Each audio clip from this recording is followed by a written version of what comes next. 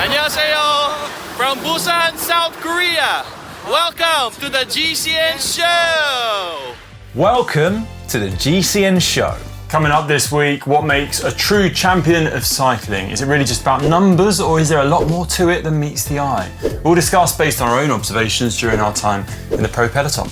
Plus, the insane valuation of Strava, the end of an era in mountain biking, how Connor and I are getting on as director sportives, and why the UCI are facing a legal challenge to their latest rule changes.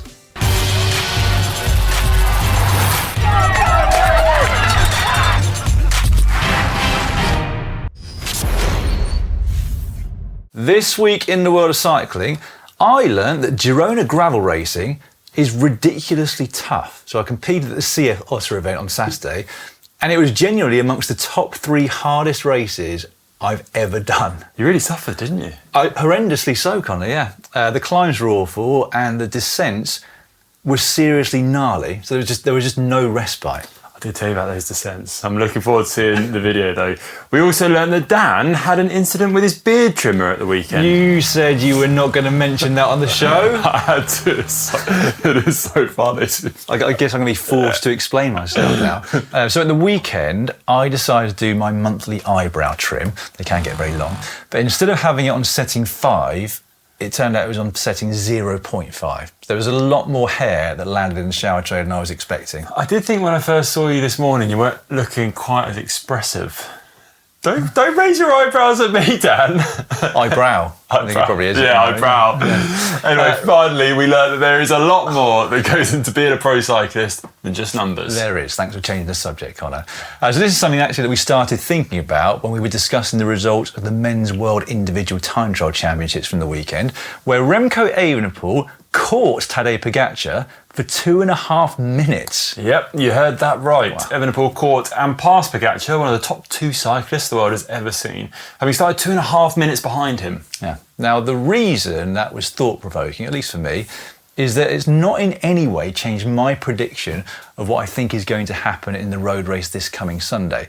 So I still think, and I still predict, that Pogacar is going to smash everybody on Sunday, even though he just got smashed in that individual time trial. Well, he did finish 4th.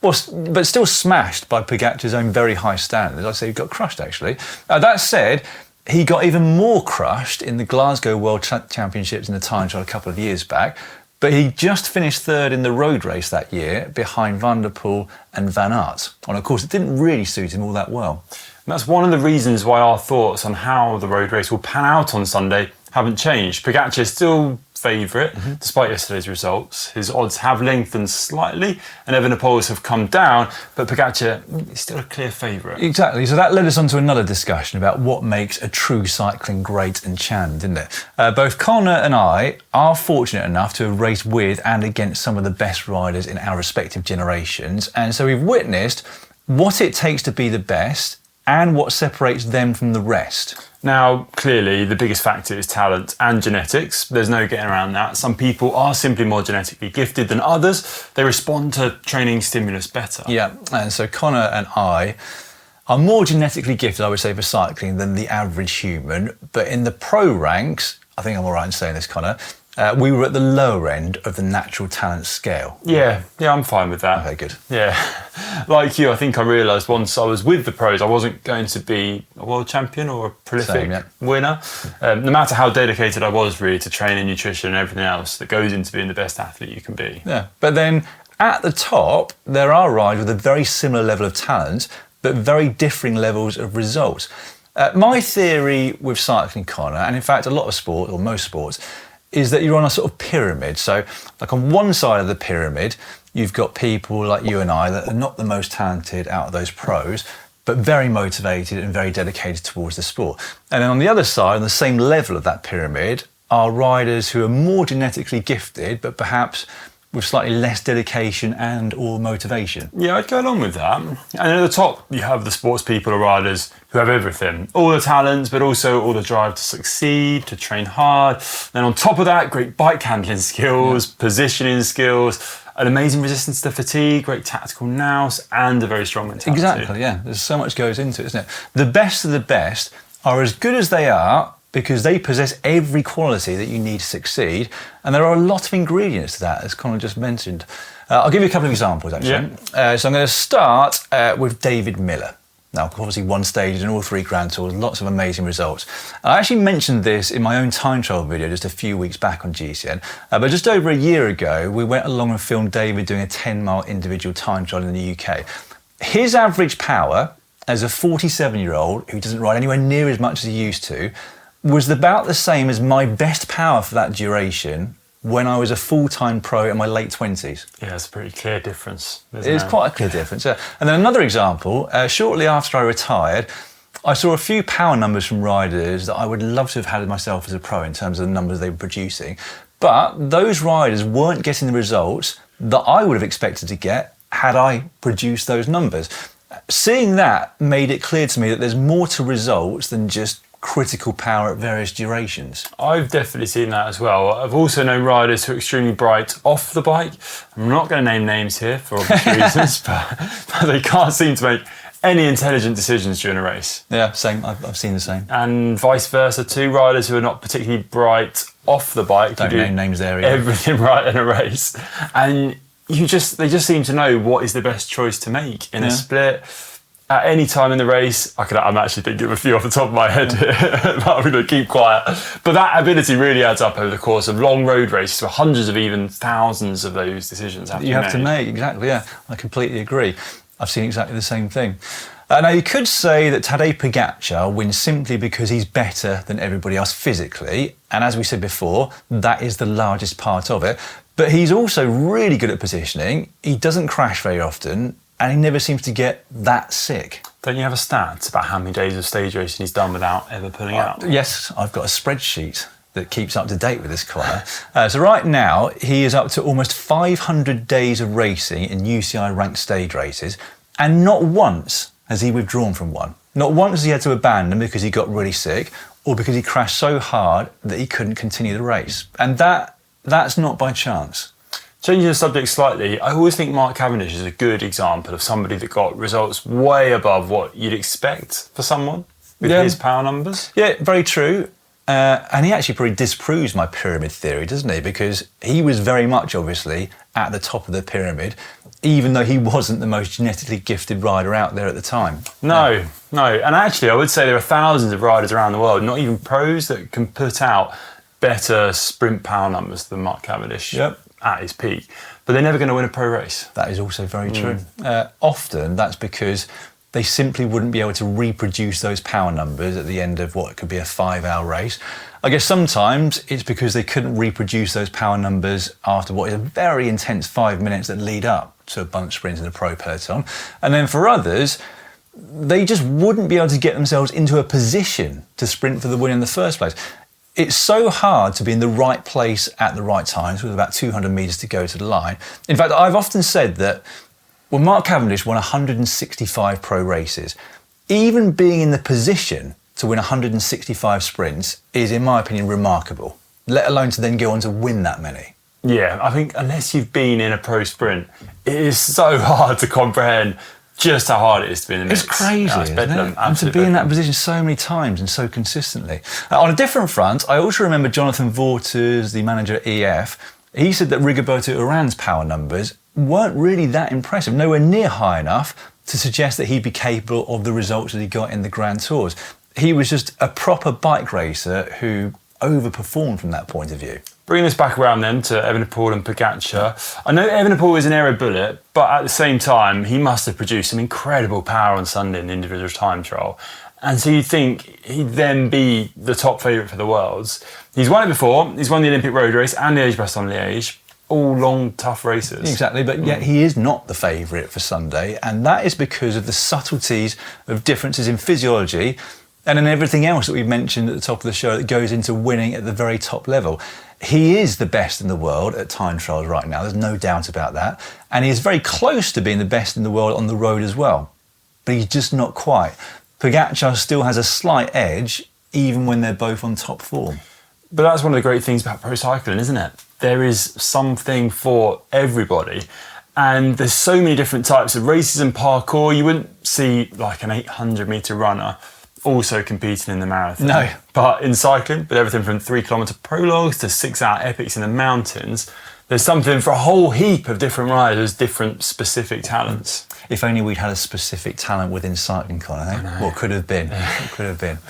Right, over to you guys watching at home. Perhaps you've seen this sort of thing, maybe in your own line of work that's got nothing to do with athleticism, that some people succeed and get to the very top because of a whole combination of attributes that they possess. Yeah, let us know in the comment section below.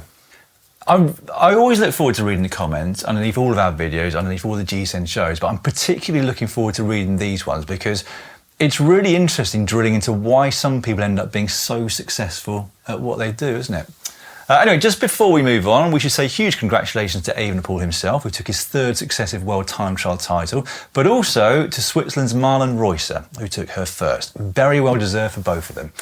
Incidentally, a reminder, you can watch a full season of bike racing live on Discovery Plus and Max, and that will include the conclusion of the World Championships over the course of this week.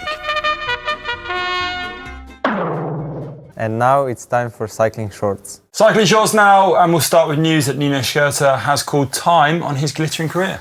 We don't often talk about mountain biking here on the GCN show, Connor, do we? But we're going to make an exception for Nino Schurter because he's an absolute legend. So he won an Olympic gold, 10 World Championship titles and 9 overall World Cups. And 36 rounds of the World Cup as well. His last race was at the UCI Mountain Bike World Series in Lenzerheide in his home country of Switzerland at the weekend. Congratulations on an incredible career. Next up, cyclists in the centre of London could soon be hit with tougher penalties for repeat offences for things like jumping red lights or nuisance cycling behaviour. Currently, the maximum penalty for most law breaking on a bike is a £50 fixed penalty. A paper presented to a government committee pushed for tougher fines to take on so-called bad behaviour.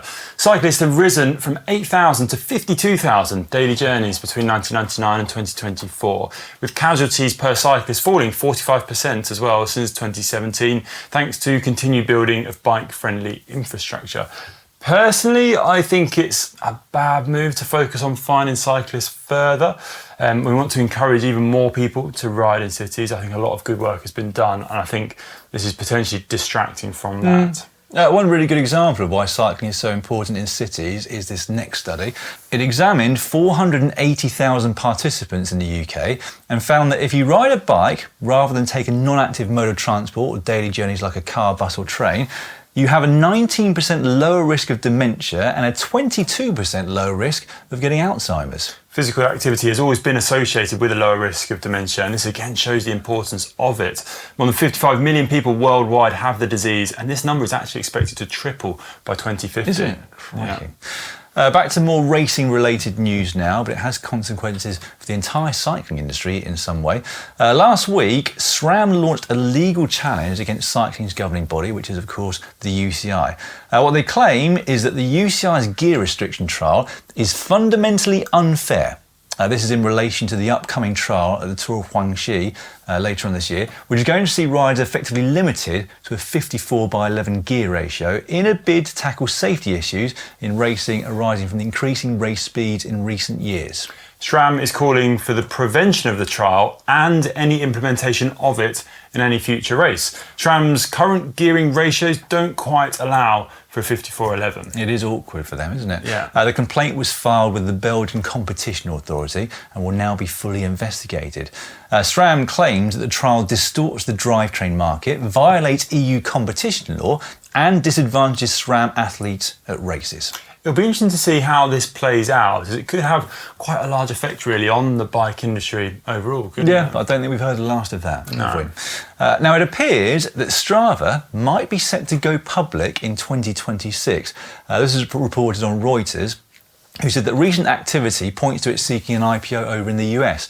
The platform has over 150 million active users across 185 countries, and it was valued at $2.2 billion earlier on this year in May after a funding round. I'd missed that at the time. That's a It's a big valuation. Big valuation. It's unclear what this might mean for Strava. Public funding means that anyone can buy or sell shares in the company. Strava did draw some criticism when it made some of its features paid for only back in 2020. And it's hard to say if more accountability to shareholders would increase monetization on the platform or not. Recently, mapping platform Komoot also drew criticism after it was sold to a private equity firm, axing staff and paywalling new users after that sale. And those who are a fan of Strava will hope the heart of why they use it remains the same, I'm sure. Indeed. Next up then, some tech news from our wheel partners Vision. So they launched their new SC48i25 wheels late last week, part of their Service Course range of premium carbon wheel sets at competitive prices. I used them at that Gravel World Series in Girona on Saturday. They've got a 48mm aero profile and feature a 25mm internal hooked channel, which is optimised for wider tyres. So perfect for gravel, obviously, but they are intended for road use as well. There'll be more information on them in the video that will come out from that race shortly. But for those desperate to hear the numbers, they come in at 1,590 grams for 48mm depth. How'd they feel? They felt really good. They felt faster in the first half of the race than they felt in the second half of the race, Connor, but that might have been because of my legs rather than because of those new wheels. Speaking of wheels, a reminder that we've got 2 pairs of Elite Drive 50D2 wheel sets up for grabs in our latest giveaway. You have until this Friday at 10 a.m. BST to enter. There are a few restrictions on where you can enter from. All the details that you need can be found by clicking the link in the description below. Right, we are going to finish Cycling Shorts this week with a couple of bits of news from Zwift. Firstly, don't forget you can join me on Tuesday at 9 a.m. BST and on Thursdays at 11 a.m. BST for some group workouts. They've been really great so far, I've been enjoying them. So over 100 of us have been training and suffering together. Also, if you end up slightly late for that session, don't worry, because we set it up so you can join the ride late. You just won't have as much of a warm-up. And secondly, you may remember that we were asking you to take part in the ZRL under GCN teams a few weeks back. Those teams are now assembled, and each of us presenters have been assigned one. And they've already started racing actually last week. Yeah, How's your team been getting on? Yeah, good. I'm heading up the category D team. They finished 4th of 10 in their first race last week, which is very respectable. Yeah, very good. Yeah. What about yours? I would say my team put in an equally good effort. Yeah, okay. Where did they finish? Well, they came 5th actually, so only one place worse than your team in 4th. Oh, okay, so I'm just kind of a little bit ahead of you. Yeah. How many was that out of? Well, it was out of 6 teams, 5th out of 6, but my team's Cat A, so they're obviously in a very, very competitive field. Oh, yeah. So sounds like I've just got the better of you, Dan. Yeah. Yeah, I expect the teams that beat them have a better leader, you know. Crikey. Yeah, thanks, Colin. I'm taking this too far. I expect that their team leaders all have 2 eyebrows as well. Maybe I'll be sacked after the second race, like some sort of overpaid Premier League manager. Oh, if you're watching this, Dan's team, don't be afraid to oust him for the WhatsApp group if he is hindering you. Oh, wouldn't that be brutal? Just no longer a part of the WhatsApp group. No, focusing on his eyebrows more than the racing. It's been interesting reading all their comments on the WhatsApp group, and I think they are going to do better next time around. Yeah, okay. Good luck. Next up, hack /Bodge of the week. Don't forget you can get involved in this part of the show by going to globalcyclingnetwork.com/uploader. The first one this week comes in from Burmy Rider. Busted boa fix. The boa on my shoe broke, not the dial, but the sewn-in part that boa screws into. While dials have lifetime warranties, sewn-in parts only have a shoe warranty. These shoes are about 3 years old. Remove parts of the shoe, drill spigot out with 5mm drill, take a tap washer, remove rubber seal and file back down to about 1mm thick, drill 1.5mm hole in the end of the washer for dial screw to attach to, glue washer part into replace spigot, use shoe repair glue and reattach sewn in part to shoe, and as per boa instructions, reattach dial. I hope you understood more of that than I did, Connor. I'm going to go on the pictures more than the words, I think. That's what I started doing as well. It kind of makes sense. I mean, there's a few things in there I don't know what they are. I'm not a great plumber. I can get by, but I think from what that description tells me, they've done a good job of fixing it. And if you've fixed that, then fair play. That's a hack for me. Well, that's the point. I don't think we need to understand the ins and outs of how it was done. If they had a broken boa dial and they fixed it, then it's a hack. Yeah, that's definitely a hack. If you fix that and you're not feeling it on your foot, fair one. Next one's been sent in by Strinsberg. This was found by their dad. This is a high security lock setup. And if you look closely, the lock isn't even contributing to the setup other than as a visual deterrent. I guess bike crime is not a big thing in our city. For those of you that are listening to this in podcast format, this is a mountain bike that is locked up via its spoke with some string, essentially, isn't it? And I think we're going to say bodge to that, are we? That's a bodge. I'm going to move on to the next one then, because it's along similar lines. This one came in from Pension by Key. Having forgotten his bike lock, my mate decided that using cable ties that he managed to beg off someone would stop would-be thieves from stealing his bike whilst he had lunch with me at the restaurant. Fortunately, the bike was still there when we returned. I mean, that was more descriptive, but this would be an immediate bodge from Si because it involves zip tie. But yeah, he's just zip tied his bike to a post. Now, I was discussing this with Alex Payton earlier. I don't know if you've seen these things on Instagram and other social media, especially around London, it seems to be, where thieves are just going around with an angle grinder. It doesn't matter how good your lock is. They're doing it in broad daylight, don't seem to give a whatever you can say. And I sort of thought to myself, all you really need in a lock is something that prevents people from just taking the bike and riding off with it, just to deter the sort of easiness of it. But beyond that, they're just going to take it if they want it. Yeah, I was going to say the same thing. You just want to stop someone from immediately, opportunistically grabbing it and running. Zip ties are pretty tough to get off. A string, you could just break, you just undo the knot. Well, yeah, the string was just knotted up, yeah. But zip ties are still pretty solid. You can get those zip tie locks, which are reusable, that's the thing, because you're going to use a lot of zip ties doing that every day, just for something very light and easy, but... I think we're still going to have to go bodge with that one, surely. Yeah, well, obviously I'll let you decide yourself, but I'm going bodge. Yeah, I'm good putting a bodge. Okay. It's not something you do every day. This one's been sent in by Jeremy Lefheit. A charging station. I often forget to charge one device or another before my ride, and also the cords and chargers everywhere were unsightly. I found some scrap wood in the garage, bought a plastic drawer organiser and a USB hub, put them together, and everything has a spot and cord to charge it. No more forgetting a device, and everything is in one place. I'm not a woodworker by any means, so please don't judge. Oh, I like this. Alex Payton loved this. He said he's been meaning to do something similar in his garage for some time, but hasn't got around to it yet. I like this. It's pleasing to look at that, isn't it? It looks, especially to me, it looks incredibly organised. So organised. What drives me mad, because I've got a similar spot in my shed, but I've just done like a multi-port and I've got all the right leads going everywhere. But it quickly gets disorganised. Yeah. So that's just like chaos theory. So to have something like that, that's the dream right there. Yeah. This looks very similar to my sock and boxer short drawer, but I haven't got around to it with chargers for my bike just yet. Hack from us. This next one comes in from, if I cut somebody off, it just says V. Apologies if I didn't paste in correctly the name, but it says, had an old set of rollers that I hadn't used for years. The elastic band had snapped and I couldn't even give them away.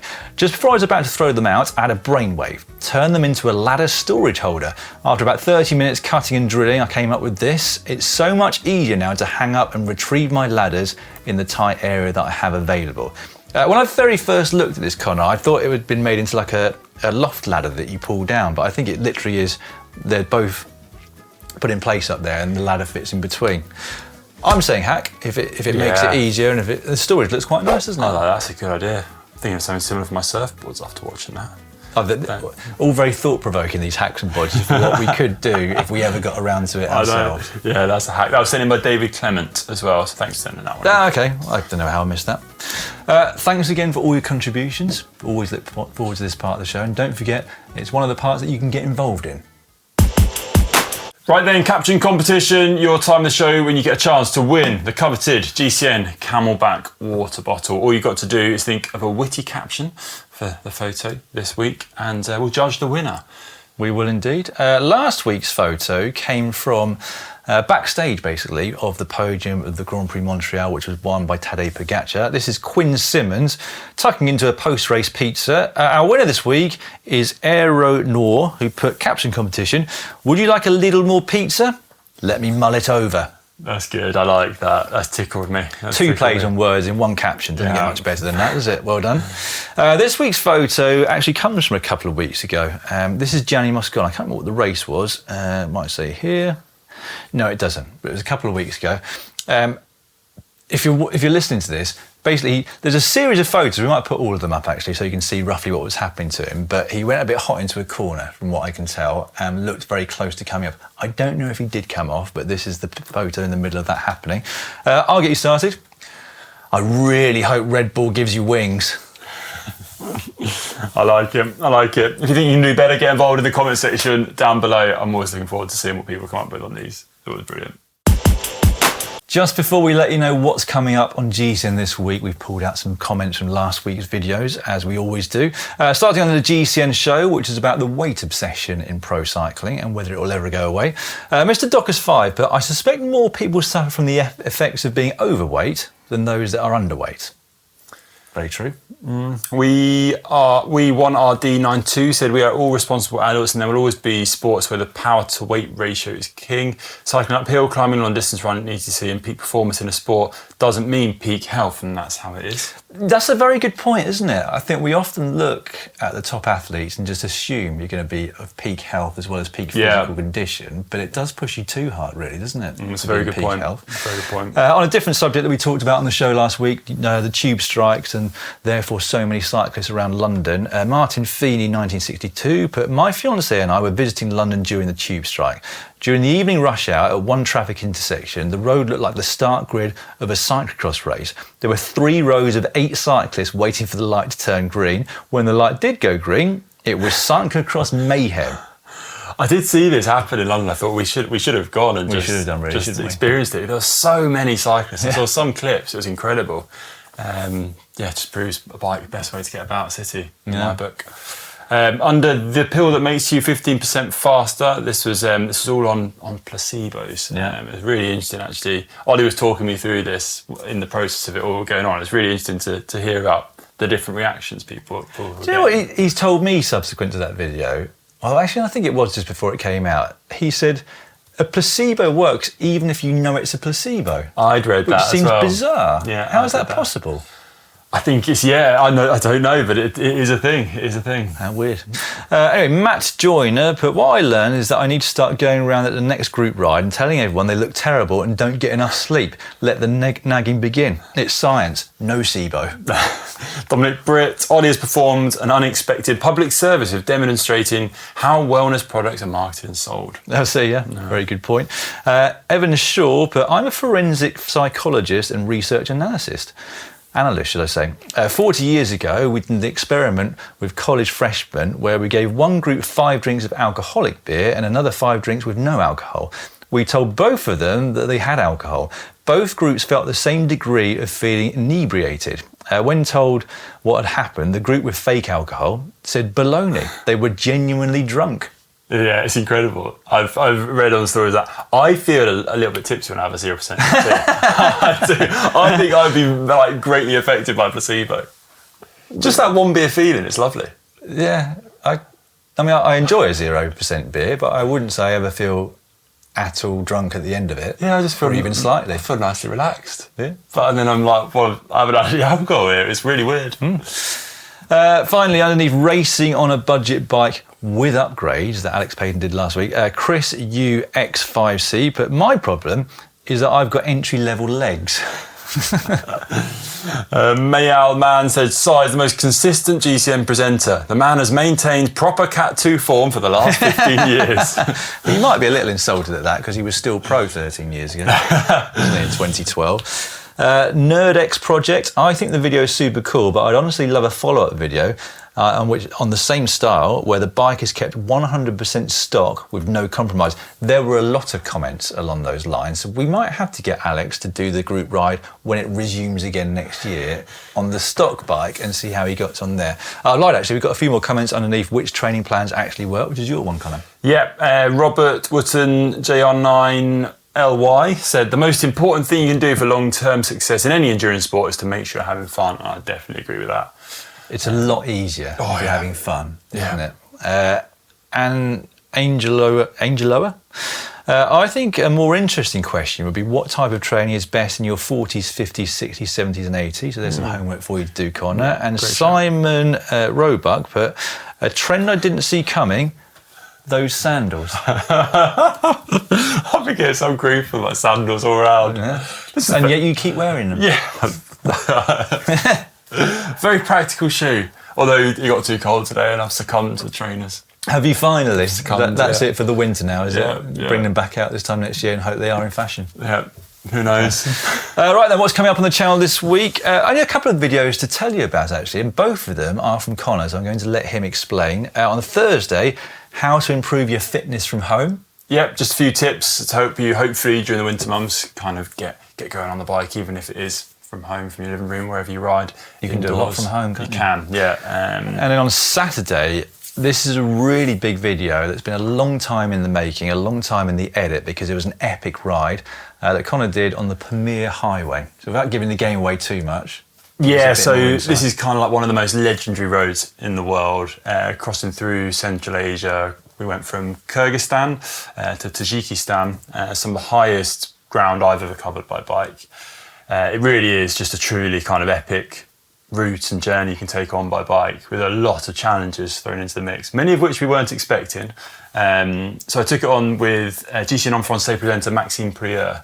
He's like an ultra-distance legend, isn't he? Yeah, he was absolutely brilliant. Great company. I felt I let him down a little bit. I won't give too much away. But yeah, really proud of this film, actually. Really proud of it. And I hope you enjoy it at home. Let us know what you think. I can't wait to watch it. It's about an hour long, so set some time aside one evening, get it up on your big screen TV, because I know it's going to be epic and well worth the watch.